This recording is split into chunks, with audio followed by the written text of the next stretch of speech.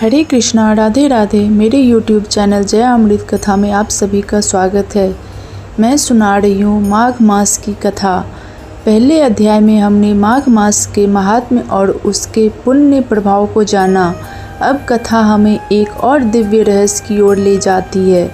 माघ मास केवल स्नान और दान का समय नहीं, बल्कि आत्मशुद्धि और ईश्वर प्राप्ति का पावन मार्ग है। आज माघ मास कथा के द्वितीय अध्याय में हम जानेंगे कि माघ मास में सच्ची श्रद्धा, संयम और भक्ति से मनुष्य के जीवन में कैसे चमत्कार घटित होते हैं।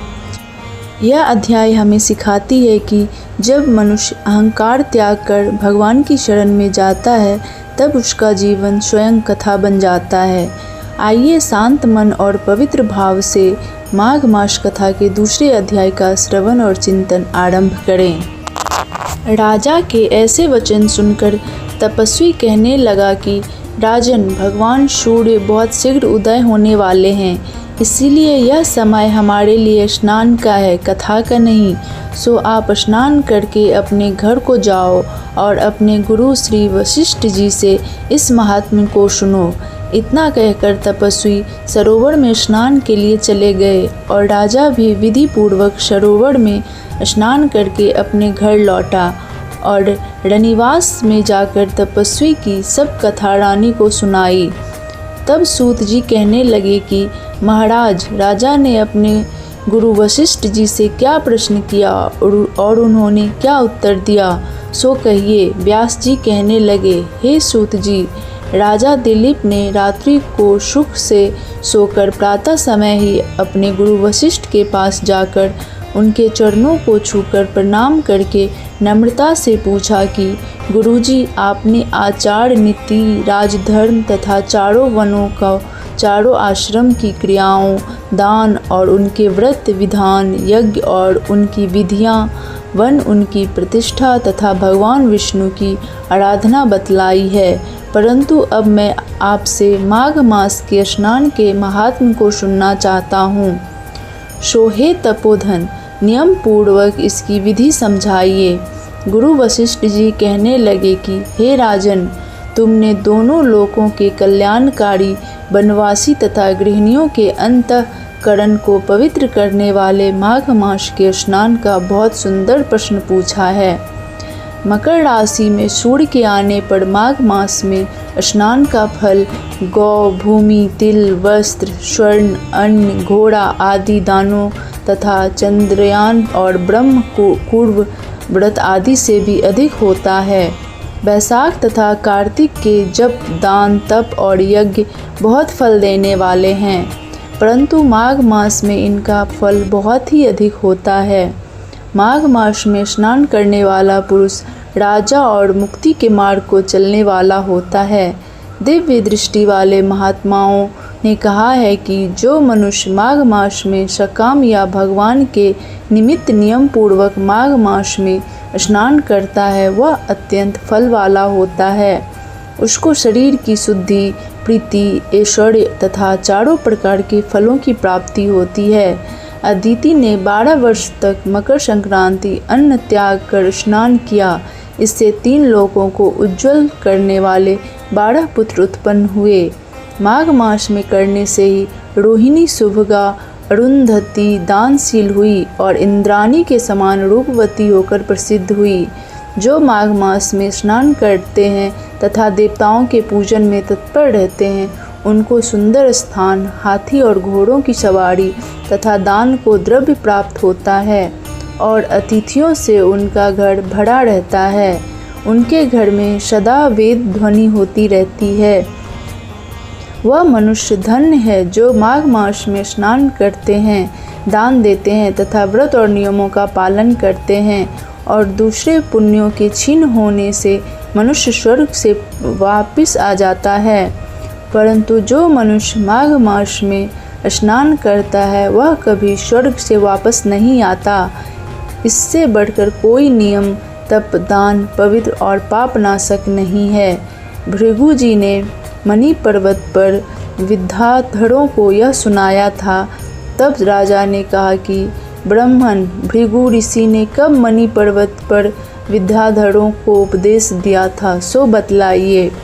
तब ऋषि जी कहने लगे कि हे राजन, एक समय 12 वर्ष तक वर्षा न होने के कारण, सब प्रजा क्षीण होने के कारण संसार में बड़ी उद्विग्नता फैल गई। हिमालय और विंध्याचल पर्वत के मध्य का देश निर्जन होने के कारण श्राद्ध, तप तथा स्वाध्याय सब कुछ टूट गए। सारा लोक विपत्तियों में फंसकर प्रजाहीन हो गया। सारा भूमंडल फल और अन्न से रहित हो गया। तब विंध्याचल के नीचे बहती हुई नदी के सुंदर वृक्षों से आच्छादित अपने आश्रम से निकलकर श्री भृगु ऋषि अपने शिष्यों सहित हिमालय पर्वत पर गए। इस पर्वत की चोटी नीली और नीचे का हिस्सा सुनहरी होने से माघ मास महात्म सारा पर्वत पीताम्बर धारी श्री भगवान से के सदृश लगता था। पर्वत के बीच का भाग नीला और बीच बीच में कहीं कहीं सफ़ेद स्फटिक होने से तारों से युक्त आकाश जैसी शोभा को प्राप्त होता था। रात्रि के समय वह पर्वत दीपकों की तरह चमकती हुई दिव्य औषधियों से पूरित किसी महल की शोभा को प्राप्त होता था। यह पर्वत शिखाओं पर बांसुरी बजाती और सुंदर गीत गाती हुई किन्नरियों तथा केले के पत्तों की पताकाओं से अत्यंत शोभा को प्राप्त हो रहा था।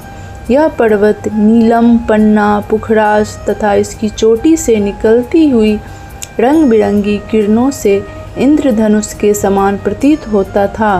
स्वर्ण आदि सब धातुओं से तथा चमकते हुए रत्नों से चारों ओर फैली हुई अग्नि ज्वाला के समान शोभायमान था। इसकी कंदराओं में कामपीड़ित विद्याधरी अपने पतियों के साथ आकर रमन करती है और गुफाओं में ऐसे ऋषि मुनि जिन्होंने संसार के सब क्लेशों को जीत लिया है, रात दिन ब्रह्म का ध्यान करते हैं और कई एक हाथ में रुद्राक्ष की माला लिए हुए शिव की आराधना में लगे हुए हैं। पर्वत के नीचे भागों में जंगली हाथी अपने बच्चों के साथ खेल रहे हैं तथा कस्तूरी वाले रंग बिरंगे मृगों के झुंड इधर उधर भाग रहे हैं। यह पर्वत सदा राजहंस तथा मोरों से भरा रहता है, इसी कारण इसको हेमकुंड कहते हैं। यहाँ पर सदैव ही देवता, गुहाक और अप्सरा निवास करते हैं।